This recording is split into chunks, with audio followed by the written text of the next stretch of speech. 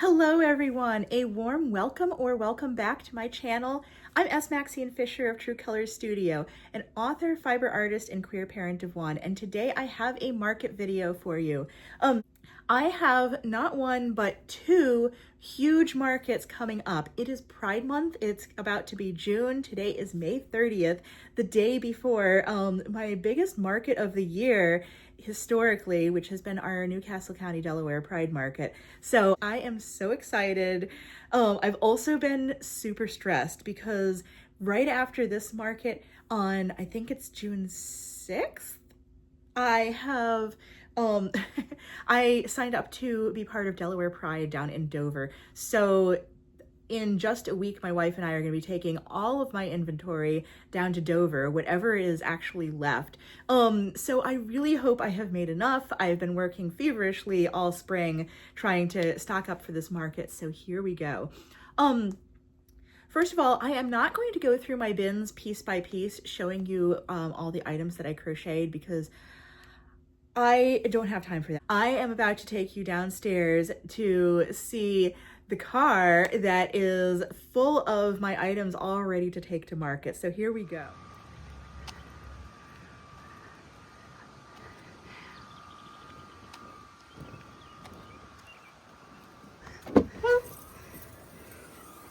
I don't think we could fit another thing if we tried, but I do have space to see out the back. I've checked and I'm able to see all angles effectively.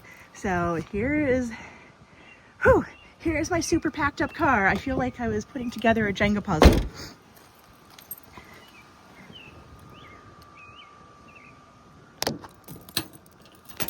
And all my plushies are down there. Oh, you can't see them.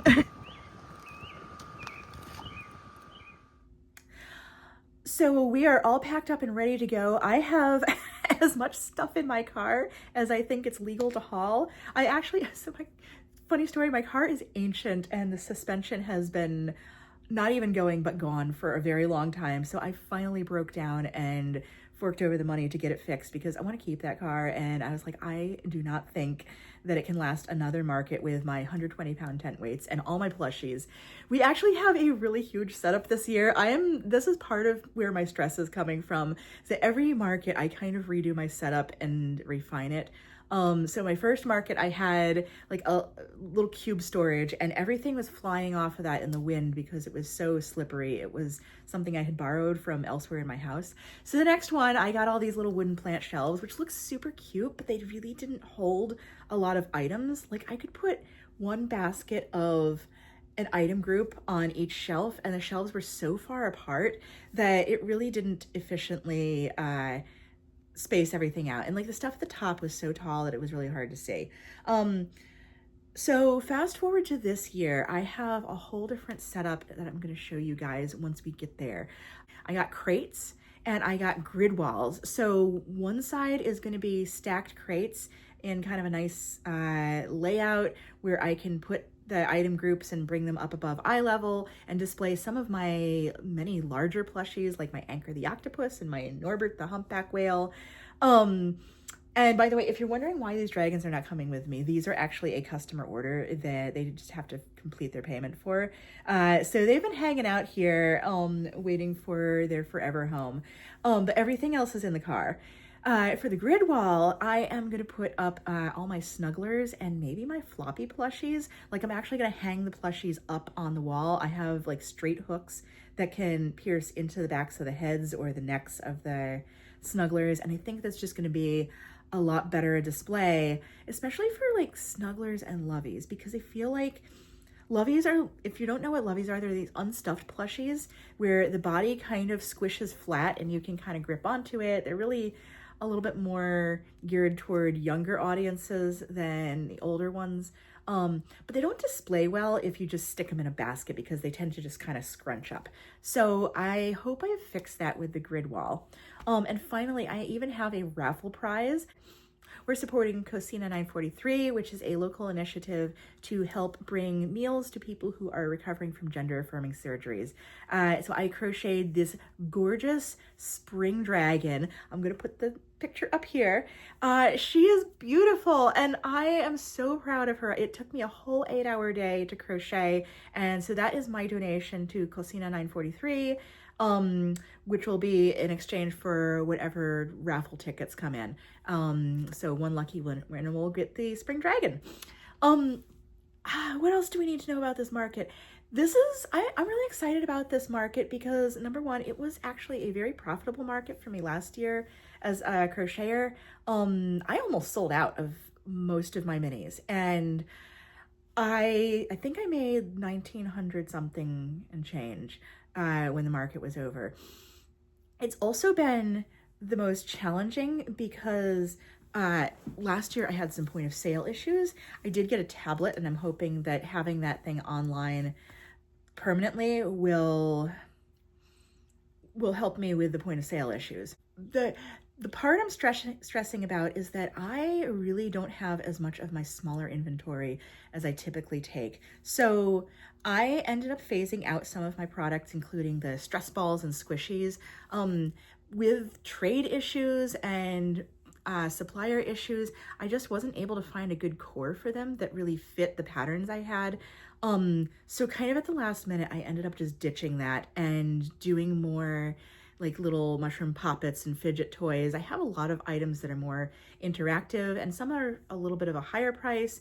I also have some smaller critters that I'm going to display. And then I've got mini things like baby bees and mini capybaras that I'm really hoping will sell more at this market if I don't have the squish balls. I also have signage that I need to go pick up, and that is adding to my stress because I ordered it from Staples this morning and I actually paid the rush fee to expedite it, and it's still not ready. Like I have been waiting on this text all day. But I need to stop stressing because I can't even go to Staples right now.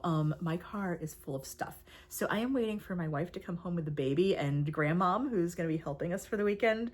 And then I'm going to grab her car and run out to Staples and go harass them for my signs, because I really, really needed the signs. I printed these like laminated signs for the raffle and for Safety Eyes and just updated branding. So that's where I'm at right now. I am furiously prepping for this market, just all the admin stuff.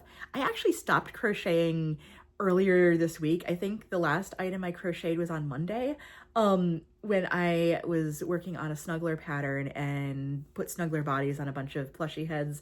So that's it. I was like, you know what? I'm calling it here. I need to focus on actually being ready for these markets.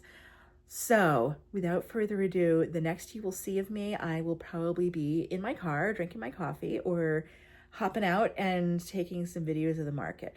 I may or may not get a lot of good footage from the market. I am thinking I probably won't. What I am going to focus on is keeping track of how much we made overall and what items are going to be my new best sellers. I am really excited to see what sells because this market, I have a lot of new stuff. I have the little Snuggle Bean plushies. I have a lot more snugglers of a mid to lower range. And I have like fidget toys and poppets and things that are interactive. I brought a ton of turtles. Last year, my little fruit turtles were really popular. So I went all out with the turtles this year. I might have made too many turtles, but whatever doesn't sell this week, I'm hoping will go at Pride. Yeah. All right, let's get into it. Gotta grab it. I know. And I tried to bring here.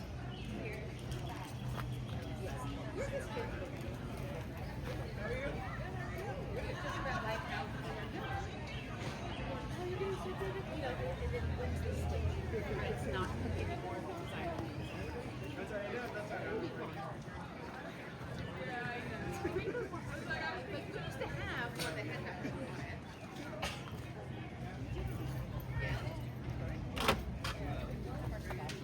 This little sign of yours does not want to stay up. Oh, thank you. Sorry.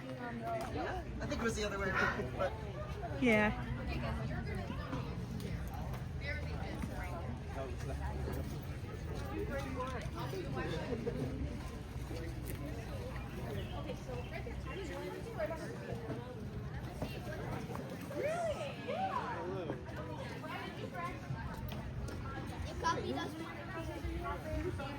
I've been doing it way longer.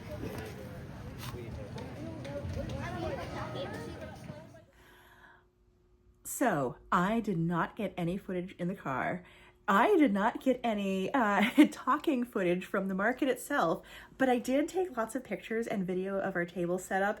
So I definitely am going to be showing you folks that now. Today is the second day after the market and I am furiously crocheting. My kid is in daycare, I'm off, and I am sitting down here now to just restock for our next market. But I wanted to be able to come on and tell you guys how everything went. I'm going to share what our setup looked like, any challenges or achievements that we experienced while getting ready for this market, some highlights of the day, and then finally I'm going to break down for you what we sold, what didn't sell, what were kind of our best items, and how much money we made. So without further ado, let's get into that. I am going to be looking down here crocheting because I am restocking my mushy boys. Spoilers, they were one of the items that we almost sold out, so I want to make sure that I have plenty of these left for Pride next weekend because we will be going to Delaware Pride. So while I make this little mushy boy, let me talk about the setup. So when we got to the market, it's funny, you can plan for everything to be exactly the way it was last year, and life will always throw you a curveball. The first curveball that showed up in my agenda was the fact that my wife and I always vend together, and we kind of have a system down. We'll set things up together. I'll pop up the tent, we'll put together the tables. She'll help me arrange the items because she has a really good eye for how things look when laid out that I can't really visualize when I'm just sort of mapping out where I want to put things. And then when we get started, she'll run the cash drawer and count out cash so I don't have to do math in my head while I'm talking to customers and explaining things and, you know, just trying to interact more at the booth. And then I ring people up in the register because I'm the one who set up my square and I'm more familiar with it. So we make a great team, and it's definitely a lot easier than solo vending.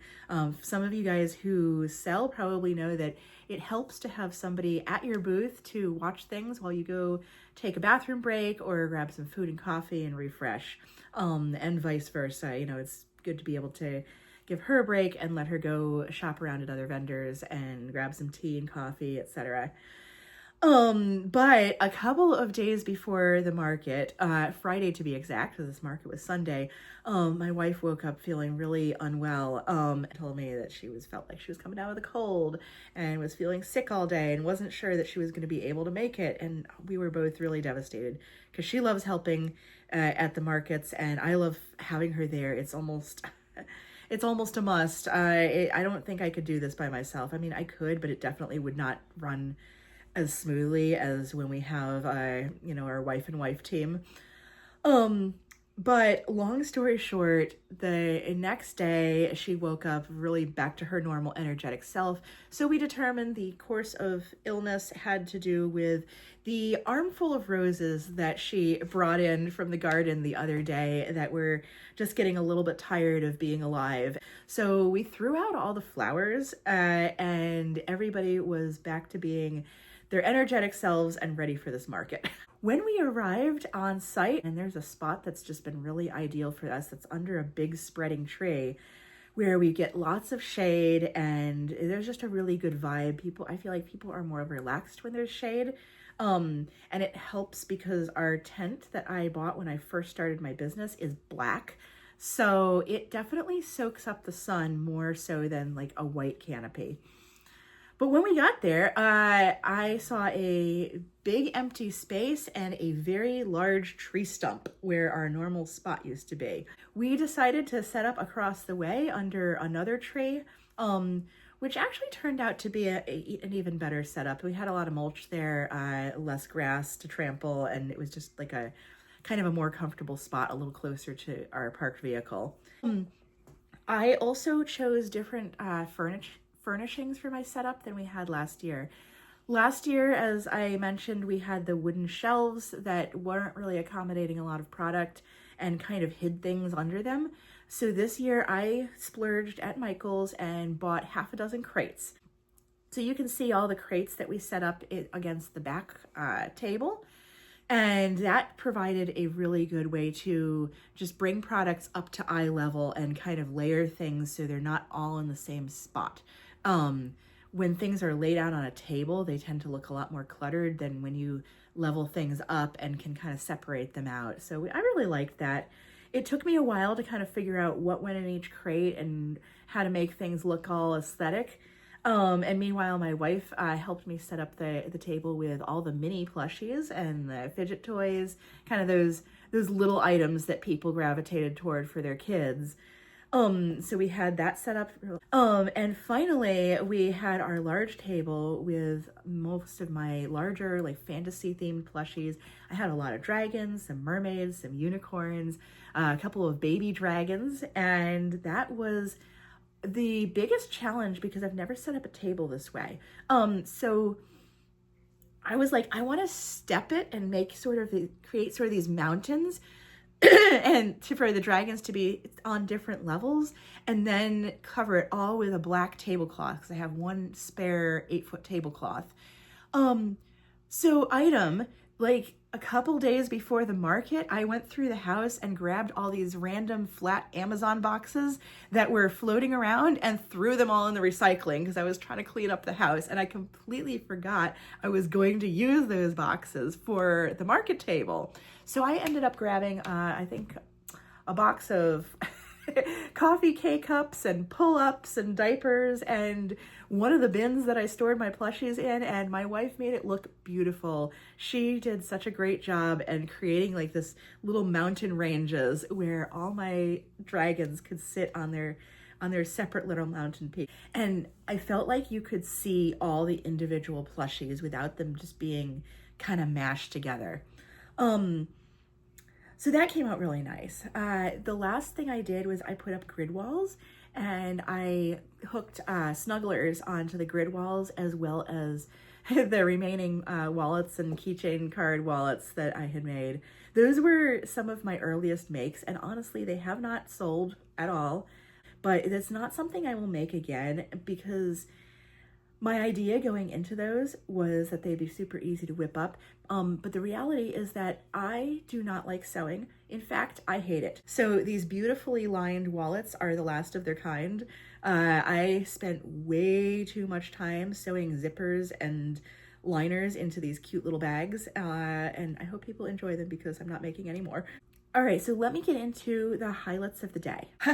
The first thing I realized is that I had forgotten to bring for the raffle tickets. In fact, at the time of this video recording, I have no idea where these raffle tickets are. I bought a whole 100 pack of these green tickets and they have vanished into thin air. So maybe they were with me in my market stuff and just got mislaid. But I ended up grabbing a notebook and just taking people's contact info and account of the raffle tickets they bought. Once we got everything on the table, I did have a lot of other vendors stopping by our table and made several sales before we even opened. So things were really kind of looking good. Things were looking busy for the most part. And let's see. One good thing about going to this market for the second full year in a row is that we already did run into some familiar faces.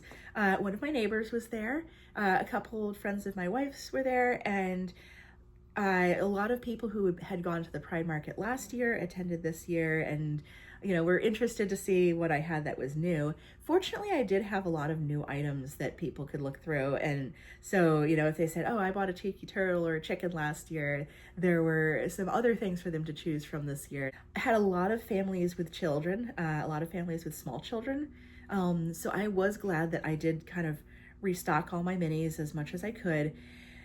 Although it was unfortunate I didn't have any stress balls this year due to manufacturer issues and being able to get a reasonable usable core for those stress balls, we had lots of other options to choose from.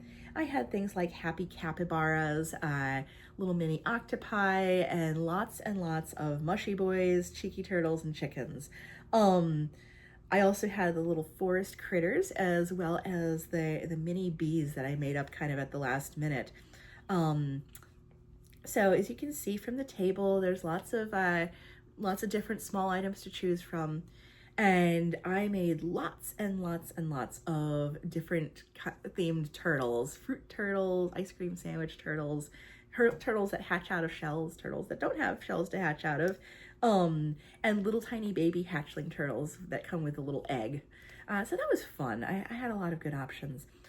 Highlights of the market, we had over at least 100 vendors out there on the green, which was the most people we've ever had come out for this market. I feel like Jules, who's the organizer, juried things really well to make sure that we didn't have a ton of duplicate vendors. And that made it easier for all the vendors to be able to make sales, for people to have lots of different things to choose from, and everybody was able to find, you know, something that was right for them or of interest to them. A lot of good networking with other queer community members and local businesses, as well as, you know, resources that are out there that can help the queer community and, you know, with different needs. It was a really relaxed and peaceful vibe. I would 100% do this again, and I do intend to come back year after year as, you know, we've been slowly growing, expanding our footprint, and just being able to help revive queer culture in Northern Delaware. It was fairly busy all day long. There was a good amount of foot traffic, but not so much that it would have made the day overwhelming. Everybody was very friendly, very respectful, and, you know, supporting the local businesses that came out. All right, now I am going to I'm going to go over my square report and show you guys exactly what I sold, how much I made, and how much, what I was pricing things for. So we'll look over the total sales for the day. So if you crocheters or small business owners are interested, you can have that data to see what were kind of our best sellers, worst sellers, and what was really moving with the economy that we have right now. All right, folks, so I have my square sales report, and I'm just going to go over it with you real quick. I'm going to start by running through what items I actually sold at my market. I'm not going to go in any particular order of top sales. It's just going to go alphabetically. So I sold one Amanita frog, which is a little froggy with a mushroom on its head. I sold 5 baby dragons. 4 of them were fruit themed, a strawberry, blackberry, and one was a fire dragon theme. I sold 4 pride flag bees, with the larger bees that have the rainbow and pride flag around them. I sold all six of the mini baby bees with the sleep eyes that I made recently. 6 cheeky turtles, 1 pride flag chill pill. I sold 10 emotional support chickens, so we almost sold out of those chickens because I had a dozen that I brought. I sold the 1 fuzzy ferret that I brought with the little albino red eyes, 1 honey bear, which is a little tiny bear with a bee on its head. I sold 8 large keychains and 7 small keychains. I kind of classify them as small or large based on the amount of work that went into them. I did bring my merfolks, and I sold 1 transgender merman. I was really excited about that. 1 Millie the mushroom guy, which was a little tiny mini mushy guy with a little button back. I sold all 3 of our mini capybaras with the little bitty orange on their head, and I also sold the big giant capybara that I made. I sold all 7 mushy boys. I sold Norbert the humpback whale, so you can see that he's gone from my shelf here. I sold 1 purple non-binary queer bear, 1 sakura fox with a little flower on its head. I sold 2 of my sushi snails, 1 little cherry blossom triceratops that was kind of a one-off I'd made for a pattern test. I sold 3 hatchling turtles. That are the Toby the Hatchling Turtle by Cody Loops that comes with a little turtle eggshell. I also sold 3 medium-sized turtles. That was either the blanket yarn turtles or the hatching turtles that come in an egg.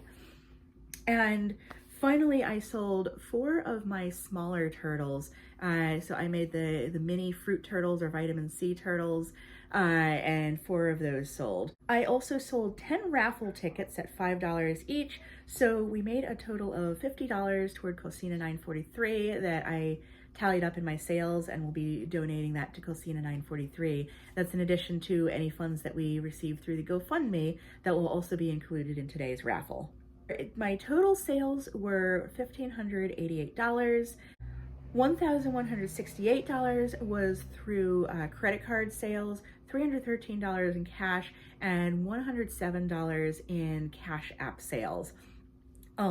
We also got a total of $60 coming in through Venmo. That was separate from the Square report, and that was a couple more turtles and cheeky turtles that sold, that people paid through Venmo.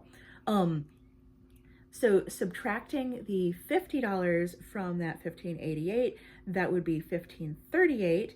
And let me do a quick calculation. We paid out $39.77 to Square in point of sale fees for those credit card transactions. So our grand total of sales for yesterday was $1,498.23. I feel like that landed smack dab in the middle as the average of sales that I've gotten at that market, where the first Pride market was about 1,900 and change, and the last one was about 900 and change. So I'm happy that we kind of hit it right in the middle there.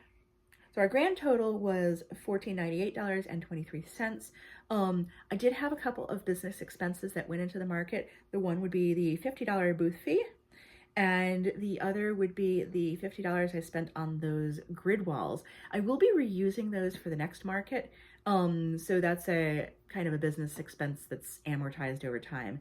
The last structural piece that I bought for this market was the set of crates that cost me $89. So the grand total of gross profit from this market was $1,309.23. $1,309.23. I feel like that is a respectable amount of profit for all the work that I put into this market, and I'm really happy that people were pleased with what we were selling. Now, so best sellers. Definitely the mini plushies were kind of the star of the show. A lot of families who come by with kids aren't willing to spend $30, $40 on a full-size plushie or a snuggler, but they did want to take a look at the little minis. I could feel the tension in the economy because there were a lot of people who were directing their kids who fell in love with something larger, even something that was like a child-appropriate plushie, like a little raccoon or something, and they flat out told them, no, you can get a turtle, a chicken, a bee. And honestly, I could see some of the kids were kind of disappointed by those options because they really did like some of the more child-oriented little plushies that I had made, that I did make with kids in mind, but they were enough work that they had to be priced a little higher than the things on that minis table. With the best sellers were definitely the emotional support chickens, because I sold 10 of those, and I sold a total of 7 of the mushy boys. Another runner-up with the cheeky turtles. I sold a total of 8 of those between the Square and the Venmo. People really liked that you could take the shell off and they had a little button back. They definitely liked the fruit shells, like the dragon fruit or the watermelon, as opposed to just the plain cheeky turtle shell. So between those, I sold a lot of cheeky turtles, and I will definitely need to restock the shells for the next market because you can change those out and it makes it a little bit more fun and interactive for the kids. I also sold all of the mini bees and all of my pride bees. I sold completely out. So that is another item I'm going to try to restock for Pride. I want to make some plain bees for the kids. I want to make some rainbow bees. But I am no longer going to be making the larger Pride bees that are like they're about this big. I don't know how to describe it. They're like kind of big, chunky bees. Because I felt like people were just as happy with the slightly smaller ones that did come with a lower price tag. So it made it a little bit more affordable for people who just wanted like a $10 item, and it made it a little bit more market friendly for me because those little bees, seriously, they're one increase less than the larger bees and they take me half the time. So I can make twice as many of those for next weekend's market as I could with the larger ones. And I really want to restock those and make sure I have at least rainbow, transgender, non-binary, and regular yellow and brown striped bees so that people have a lot of options. A lot of people liked the mini turtles. Some people weren't as thrilled that they cost $25, but honestly, I cannot make those for a lower price at this time just due to the amount of work that's involved in them, especially making the fun ones with little fruit themed shells. You know, there's a lot of little details that go into those that kind of work up the labor, but people did enjoy the turtles, and I have lots more of those in stock for Pride. So this week, before my next market, I'm going to be focusing on restocking Mushroom Boys and the Mushroom Poppets, which were a really popular keychain item. I am also going to restock my emotional support chickens, so I got to go back out and get some fun yarn for those. And I am going to restock, oh, I forgot, the mini capybaras. I didn't call them a bestseller because I didn't have a lot of them to sell, but I sold completely out of the little mini capybaras that had a little tangerine on their head. Those are super easy to whip up, so I am going to try to bring at least half a dozen of those to my market next weekend. Finally, if I have the time, I want to crochet some more baby dragons. Those sold all the way out. I feel like little dragons are always super popular. I had the little snuggle dragons with the floppy legs that were my pattern design, and I also had the little baby fruit themed dragons that had the little fruit themed horns. So what I'm going to do is I'm going to go ahead and try to restock those. Well, that is it for Market Profit. Finally, notes for my next market. I found the setup really tedious when I was sitting there trying to figure out how to lay everything out. So this market, I did take really good pictures of all my table setups, and I told my wife that let's go ahead and put out everything exactly the way we had it this week. We're going to do the exact same setup next week. We can always tweak it as we go along if things need to be rearranged, but I like the way we had things set up this time, and we're just going to duplicate that with the next market. The grid walls, I feel like hanging them inside the tent looked really cute, but one thing I noticed is that people didn't really look up as often, especially when they're looking down at the kind of the mountains that I have for the dragons, and none of the snugglers sold. So I'm going to take that as a sign that I probably could stand to reposition those grid walls. They do zip tie together in a number of different ways, so I think I'm going to do it like a tri-fold design and set them out in the front of the booth. Now that I no longer have that table out front for the raffle, I can set my grid walls there so they kind of welcome people in. I can hang all my keychains on there, wallets, snugglers, and maybe even some plushies. I'm really hoping that next week's market is just as good as this one. We're supposed to have a lot of foot traffic. We have had so many vendors, it takes up an entire plaza in Dover, and the Pride Parade annually goes all the way around the plaza. So it's looking to be a great day. I'm hoping that it's going to be a great day to sell plushies, celebrate Pride, and connect with the community. Well, folks, that is it for today's video. I hope you enjoyed this. If you're interested in more content from me and want to see what I made for my next market, please hit that like and subscribe button, because I will be going over our very first Pride event down in Dover. That will be next weekend, so stay tuned. Thanks for watching, and everyone have a fabulous day and stay creative. Bye.